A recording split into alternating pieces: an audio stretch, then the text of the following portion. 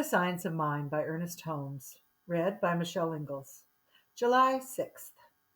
Definite plan. We will say that there are four men: A, B, C, and D. A receives $15 a week. B receives $50 a week. C receives 75, and D receives 100.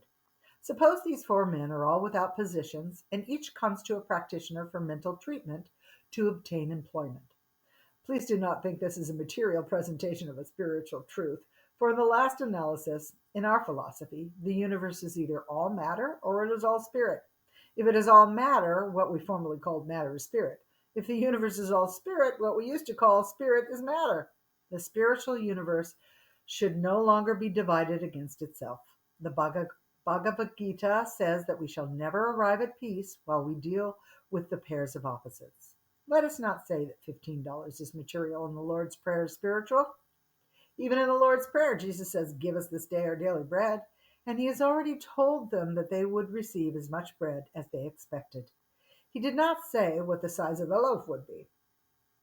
These four men are all without positions, as we have said, and they come to the practitioner for mental treatment. The practitioner takes the thought that there is nothing but activity. He heals the belief in inactivity and declares that each one of these men is divinely active, occupied, and compensated. Without question, he has set a law in motion which will produce something for each of these four. We will suppose that his treatment is a good one and an effective one. They accept it, and consequently, each finds a position. As a result, probably A will receive $15 again, B 50, C 75, and D $100 per week. But one might say the practitioner spoke the same word for each. Why did not they all receive $100 per week? Because the law says that we can have only what we can take. The practitioner's word was used for each in like manner, but each could receive only his fill, only his mental capacity to comprehend. He can have more, but how is he to get it?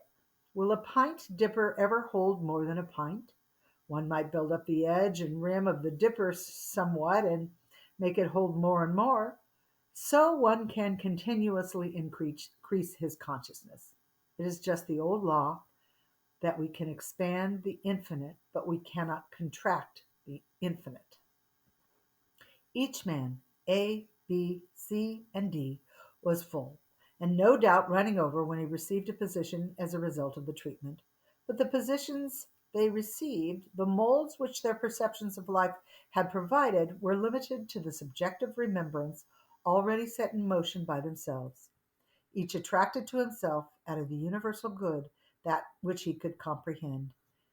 It is the old statement again that water will reach its own level by its own weight and without effort.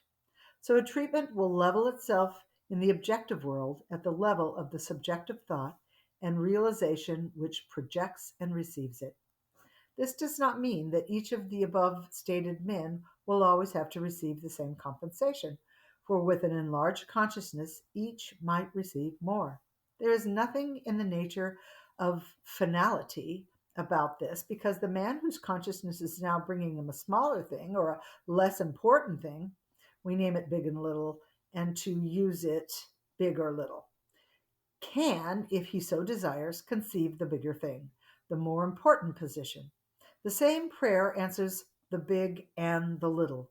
A man does not suddenly become affluent because he sits around and thinks, "I am a multimillionaire." But when he thinks affluently, he does begin to demonstrate prosperity.